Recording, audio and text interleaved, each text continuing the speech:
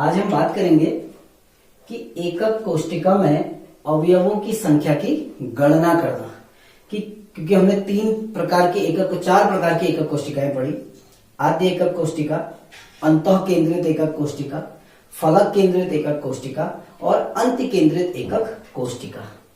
अब हम उन एकक कोशिकाओं में कुल अवयवों की संख्या निकालेंगे कि कितने पार्टिकल प्रति एकक कोशिका में उपस्थित होते हैं। तो जब हम किसी भी एकक कोशिका में अवयवों की संख्या की गणना करते हैं तो उसके लिए हमें 3 नियम पता होने चाहिए कि जब हम किसी एकक कोशिका में अवयवों की संख्या की गणना करेंगे कि उस एकक कोशिका में कितने अवयव उपस्थित होते हैं, तो उसके लिए हमें कुछ नियम फॉलो करने होते हैं जो कि इस प्रकार हैं। नंबर पहला, अब ये नियम किस आधार पर है? हमने इससे पहले वाली वीडियो में बात की थी कि एकक कोशिकाएं जितने भी होती हैं उसमें अवयवों की व्यवस्थाएं, एक तो अवयव होते हैं जो घन है उस घन के कोने पर उपस्थित होते हैं। नंबर फर्स्ट कि जो अवयव हैं, जो एकक कोशिकाओं में जो अणु, परमाणु या आयन के रूप में जो अवयव हैं वो नंबर पहला घन के उपस्थित होते हैं कोने में। नंबर दूसरा वो उपस्थित होते हैं उस घन के फलक पर। और नंबर तीसरा वो अवयव उपस्थित होते हैं उस घन के केंद्र में। इसी के आधार पर हम एकक कोशिकाओं को 3 भागों में बांटते हैं, जो कि हमने पहले पढ़ा है कि ऐसी एकक कोशिका जिसमें सारे अवयव केवल कोनों में उपस्थित होते हैं उसको हम आद्य एकक कोशिका कहते हैं। नंबर सेकंड, ऐसी एकक कोशिका जिसमें अवयव फलक पर भी उपस्थित होते हैं, अर्थात घन के फलक में भी उपस्थित होंगे और घन के कोने में भी उपस्थित होंगे, वो कहलाएगी फलक केंद्रित एकक कोशिका। तीसरे प्रकार की जिसको हम कहते हैं अंतः केंद्रित एकक कोशिका, जिसमें 8 अवयव घन के 8 उपस्थित होंगे कोनों में और 1 अवयव घन के केंद्र में। ये हम पिछली वीडियो में बात कर चुके हैं। यानी जो अवयवों की व्यवस्था होती है वो 3 प्रकार से होती है। केंद्र में उपस्थित होते हैं, फलक में उपस्थित होते हैं और जो घन है उस घन के कोने में उपस्थित होते हैं। तो इन्हीं के आधार पर हम 3 नियम बताते हैं कि वो अवयव किस पोजीशन में है और उस पोजीशन में उस अवयव का कितना योगदान है। नंबर पहला नियम कहलाता है कि जो अवयव, यानी उस एकक कोशिका में जो भी अवयव उस घन के कोने में उपस्थित होगा, जो अवयव कोने में उपस्थित है उसका योगदान 1/8 होता है। उसका योगदान 1/8 होता है। अब कैसे होता है ये मैं समझाता हूं आपको। यानी कहने का मतलब है कि जो अवयव घन के कोने में है उस अवयव का योगदान 1/8 होगा। अब इसको कैसे समझेंगे? ये हमारी कुछ एकक कोशिकाएं हैं। मैं केवल 4 एकक कोशिकाएं बना रहा हूं। ऐसे ही 4 एकक कोशिकाएं इसके ऊपर भी हैं। आप ये मान के चलो कि 4 एकक कोशिकाएं, 4 इसके ऊपर एकक कोशिकाएं हैं और ये जो अवयव है ये केंद्र में है। अब आप ये मान के चलो, अभी हम 8 एकक कोशिकाएं नहीं मानते, हम केवल 4 एकक कोशिकाएं मानते हैं। तो 4 एकक कोशिकाओं में ये अवयव इस एकक कोशिका के कहां पर उपस्थित है? कोने में। ये कोना भी हो सकता है, कोई सा भी। मैं इस कोने की बात कर रहा हूं। अब इस कोने में जो ये अवयव है, इस अवयव का इस एकक कोशिका के लिए योगदान कितना होगा? 1/4। क्योंकि यहां से देखने पर इसका 1/4 हिस्सा दिखाई देगा, यहां से देखने पर भी 1/4 हिस्सा दिखाई देगा, यहां से देखने पर भी 1/4 और यहां से देखने पर भी 1/4। अभी हम मान के चल रहे हैं कि केवल 4 एकक कोशिकाएं हैं। तो 4 एकक कोशिकाओं के बीच में जो एक अवयव उपस्थित है, इस एकक कोशिका के कहां पर उपस्थित है? कोने में। तो यहां से देखने पर इसका 1/4, यहां से 1/4, यहां से 1/4 और यहां से भी 1/4। लेकिन एकक कोशिकाओं में क्या होता है, किसी क्रिस्टल में जो अवयव कहां पर उपस्थित है? कोने में। वो 8 एकक कोशिकाओं द्वारा सहभाजित रहता है। यहां तो ये अवयव कितने एकक कोशिकाओं द्वारा सहभाजित है? केवल 4 एकक कोशिकाएं इसके ऊपर होंगी। ऐसी बोर्ड में बनाना संभव नहीं है, इसलिए इमेजिन करना, केवल सोचना कि इसके ऊपर 4 एकक कोशिकाएं और हैं और प्रत्येक एकक कोशिका से इस अवयव का 1/4 हिस्सा नहीं दिखाई देगा। अब कितना दिखाई देगा? 1/8। अगर 4, ये अभी तो केवल ये जो अवयव है, जो अवयव कोने में है इस चित्र में, ये केवल 4 एकक कोशिकाओं द्वारा सहभाजित है। लेकिन वास्तव में जो अवयव, ये अवयव 8 एकक कोशिकाओं द्वारा सहभाजित रहता है और एक एकक कोशिका द्वारा इसका 1/8 हिस्सा दिखाई देता है वहां से। तो यानी इस एकक कोशिका के लिए इसका योगदान 1/8, इसके लिए भी 1/8, इसके लिए भी 1/8 और इसके लिए भी 1/8। इसीलिए जो अवयव घन के कोने में उपस्थित होता है उसका योगदान हमेशा कितना होता है? 1/8। अब हम दूसरे पर आते हैं। ये तो क्योंकि मैंने पहले बता रखा है कि अवयव की पोजीशन 3 जगह पर होती है। एक होती है घन के कोने में, दूसरी होती है घन के फलक में, तीसरी होती है घन के केंद्र में। तो जो अवयव घन के कोने में उपस्थित होगा उसका योगदान 1/8 होगा। कैसे होगा वो अभी आपको मैंने बताया। अब हम आते हैं जो अवयव घन के फलक पर उपस्थित है, जो अवयव फलक पर उपस्थित होगा, फलक पर उपस्थित है, उसका योगदान 1/2 होता है। उसका योगदान 1/2 होता है। अब कैसे होता है इसको भी समझते हैं हम, कि जो अवयव फलक में है, हमने कहा जो अवयव कोने में है उसका योगदान 1/8 है, क्योंकि वो अवयव 8 एकक कोशिकाओं द्वारा सहभाजित रहता है और एक एकक कोशिका से उसका केवल 1/8 हिस्सा दिखाई देता है। अब हम कह रहे हैं जो अवयव फलक पर उपस्थित है उसका योगदान 1/2 होता है, यानी आधा होता है। कैसे?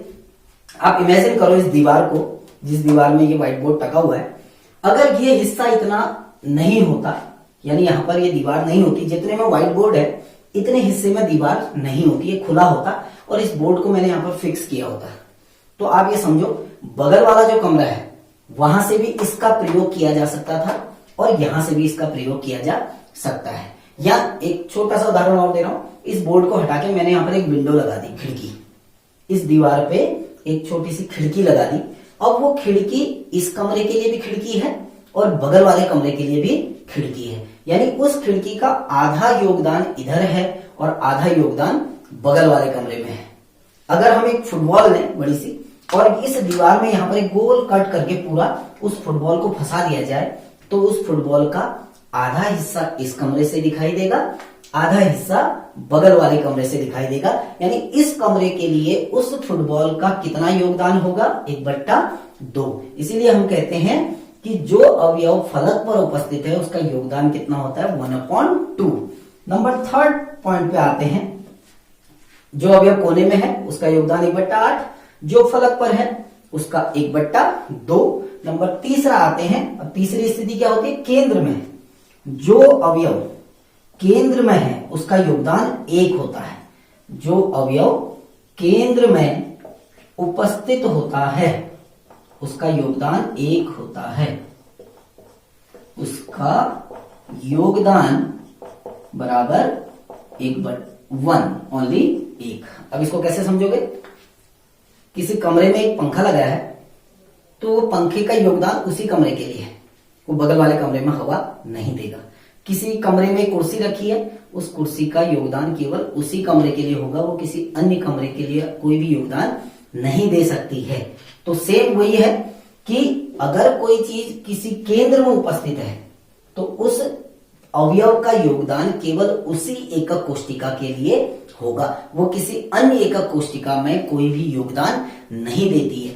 इसीलिए जो अवयव केंद्र में होगा उसका योगदान हमेशा 1 होता है। ये तीनों चीजें आपको याद रखनी है कि जो अवयव घन के कोने में है उसका योगदान 1/8, जो अवयव फलक पर है उसका योगदान 1/2 और जो अवयव उस एकक कोशिका के केंद्र में होगा उसका योगदान होता है 1।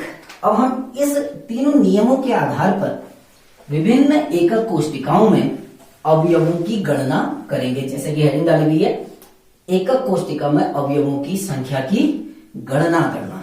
अब कैसे गणना करेंगे? देखिए आप, 3 प्रकार की एकक कोशिकाएं हमने पढ़ी है। पहली हमारी है आद्य एकक कोशिका।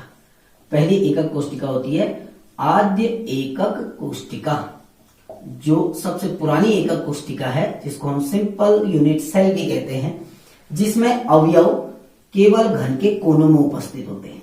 कल हमने इस बारे में बात करी थी कि एक ऐसी एकक कोष्टिका जिसमें अवयव केवल घन के कोनों में उपस्थित होते हैं, उस एकक कोष्टिका को हम बोलते हैं आद्य एकक कोष्टिका। जैसा कि मैं चित्र में बना रहा हूं कि अवयव जो है, अवयवों को हम बिंदु द्वारा प्रदर्शित करते हैं। अगर किसी एकक कोष्टिका में अवयव केवल घन के कोनों में उपस्थित है तो उसको कहते हैं आद्य एकक कोष्टिका। अब हम इस आद्य एकक कोष्टिका में अवयवों की गणना करेंगे। अब आप देखो, आद्य एकक कोष्टिका में अवयव केवल एक ही स्थान पे है। कहां पर है? कोने में, बस, ना फलक में है ना ही केंद्र में है। तो हम क्या कहते हैं कि कोने पर उपस्थित, कोने में उपस्थित एक अवयव का योगदान, कोने में उपस्थित एक अवयव का योगदान कितना होता है? 1/8 अवयव का योगदान। अभी हमने बात की थी कि जो अवयव कोने में उपस्थित होता है उसका योगदान होता है 1/8। ये योगदान किसका है? एक अवयव का। अब कितने अवयव है हमारे? 8। तो एक अवयव का योगदान 1/8 हो गया, इसलिए 8 अवयवों का योगदान, 8 अवयवों का कुल योगदान या 8 अवयवों का योगदान बराबर कितना हो गया? 8 × 1/8 अर्थात 1। यानी इस, अब हमको दिख कितने परमाणु रहे हैं? देखिए, गौर कीजिए, ये आद्य एकक कोष्टिका है और हमको इसमें कितने अवयव दिखाई दे रहे हैं? 8 नहीं है। अगर हम देखें तो इसका कितना योगदान है? 1/8। इसका भी योगदान कितना है? 1/8। इसका भी 1/8। यानी प्रत्येक अवयव का योगदान है 1/8 का योगदान है या कंट्रीब्यूशन है। तो कुल योगदान अगर हम देखें तो कितना आ जाएगा? 1। और इस अवयवों की संख्या को हम दिखाते हैं Z। इसको याद रखना, जब हम किसी क्रिस्टल का घनत्व निकालते हैं तो वहां पर इस संख्या की हमको आवश्यकता होती है। Z होती है एकक कोष्टिका में अवयवों की संख्या। तो आद्य एकक कोष्टिका में अवयवों की कुल संख्या कितनी होती है? 1। दिखाई हमको 8 रहे हैं, लेकिन 8 नहीं है। इसका इस एकक कोष्टिका के लिए 1/8 ही योगदान है, बाकी अन्य 8 एकक कोष्टिकाओं के लिए है। तो ऐसे ही सारे अवयवों का अगर हम कुल योगदान देखें तो वो कितना आएगा? 1 आएगा। नेक्स्ट वीडियो में हम दूसरे एकक कोष्टिकाओं के लिए अवयवों की गणना करेंगे। अब हम दूसरे प्रकार की एकक कोष्टिका में आते हैं, जिसको हम कहते हैं फलक केंद्रित एकक कोष्टिका या FCC, फलक केंद्रित एकक कोष्टिका। FCC जिसको हम कहते हैं फेस सेंटर्ड क्यूबिक सिस्टम। तो फलक केंद्रित एकक कोष्टिका में अवयवों की गणना कर रहे हैं। अब हमें पता है, देखो फिर से एक डायग्राम बना रहा हूं। हमें पता है कि जो फलक केंद्रित एकक कोष्टिका होती है उसमें जो अवयव होते हैं वो 2 स्थानों पर उपस्थित होते हैं। 2 स्थान कौन कौन से? एक तो घन के कोनों में और दूसरे उस घन के प्रत्येक फलक में। जैसे ये तो 8 कोने हैं आपके, 8 कोनों में 8 अवयव उपस्थित रहेंगे। ये 8 अवयव घन के 8 कोनों में उपस्थित हैं। इसके अलावा प्रत्येक फलक में एक एक अवयव उपस्थित रहेगा। 4 दीवारें, एक छत और एक फर्श। तो हमारे कुल फलक पर कितने अवयव हो गए आपके? 6।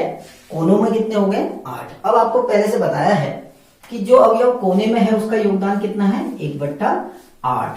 यानी जो कोने में जो अवयव है उसमें से प्रत्येक अवयव का योगदान होगा 1/8। ये जितने भी अवयव कोनों पर हैं इनका योगदान होता है 1/8।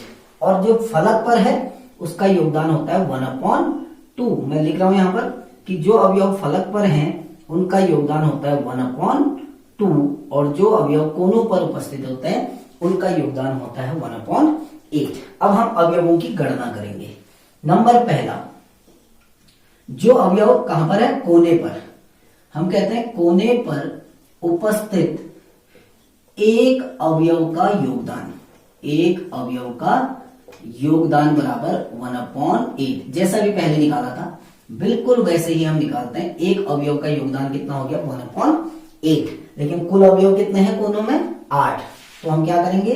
इसलिए 8 अवयवों का योगदान, 8 अवयवों का योगदान। तो एक अवयव का योगदान 1/8 है, तो 8 अवयवों का योगदान हो जाएगा 8 गुणा 1/8 यानी 1।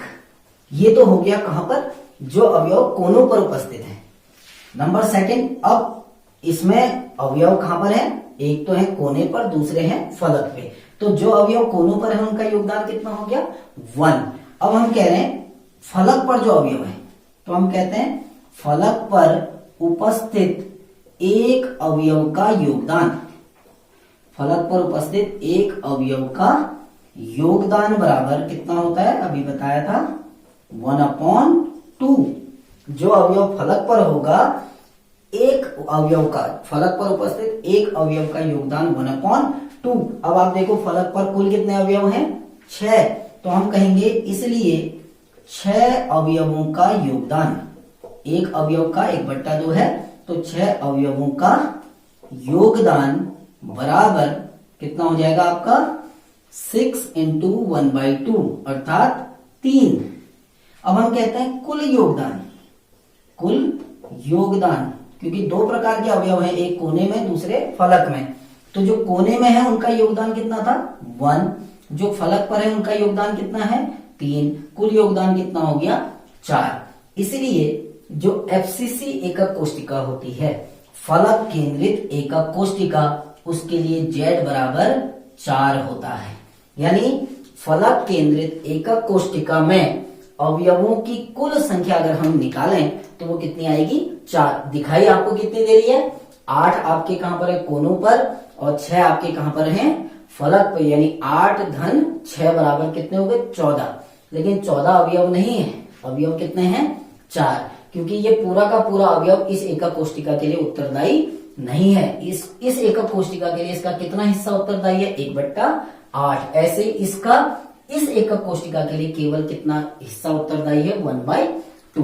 तो आपकी समझ में आ गया होगा कि कैसे हम फलक केंद्रित एकक कोष्टिका के लिए अवयवों की संख्या की गणना करते हैं। अब तीसरी और अंतिम, तीसरी प्रकार की आती है जिसको हम कहते हैं अंतः केंद्रित एकक कोष्टिका। तीसरी होती है आपकी अंतः केंद्रित एकक कोष्टिका, जिसको हम नाम देते हैं BCC, body centred cubic system, BCC. अब जो बीसीसी एकक कोष्टिका है, देखिए उसके लिए फिर से एक छोटा सा डायग्राम बना रहा हूं, कल भी बनाया था, आज फिर से हम उसको थोड़ा सा रिपीट कर रहे हैं। तो जो बीसीसी एकक कोष्टिका होती है उसमें 8 अवयव तो 8 कोनों में होंगे ही होंगे। ये जो 8 कोने हैं इसमें 8 अवयव होंगे, और एक अवयव, जो एक अवयव है वो इस घन के केंद्र में उपस्थित होगा। अब देखिए हम इसके लिए निकालते हैं Z कितना निकलेगा, या एकक कोष्टिका में अवयवों की संख्या। अब आप समझिए इस अवयव का योगदान 1/8, इसका भी 1/8, इसका भी, यानी प्रत्येक जो अवयव कोने पर है उसका योगदान आएगा 1/8, और जो केंद्र में है उसका योगदान होता है 1।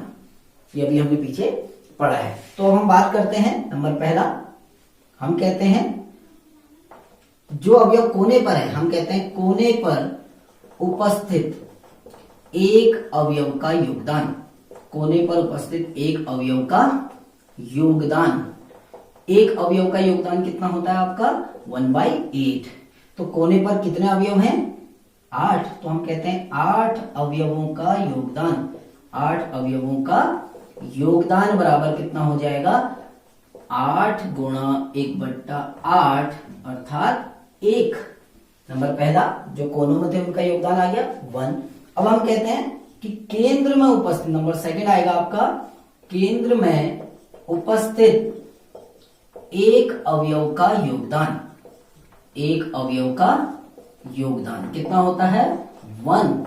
एक अवयव का योगदान बराबर 1। अब केंद्र में उपस्थित एक अवयव का योगदान 1 होता है, और अवयव है भी कितने, 1। तो हम कहेंगे कुल योगदान, हम नाम देंगे कुल योगदान। कुल योगदान हो गया आपका 1 + 1। ये 1 किसके लिए, जो अवयव कोने में है, ये 1 किसके लिए, जो केंद्र में है। तो कुल योगदान कितना हो गया, 2, अर्थात बीसीसी एकक कोष्टिका के लिए Z का मान होता है आपका 2।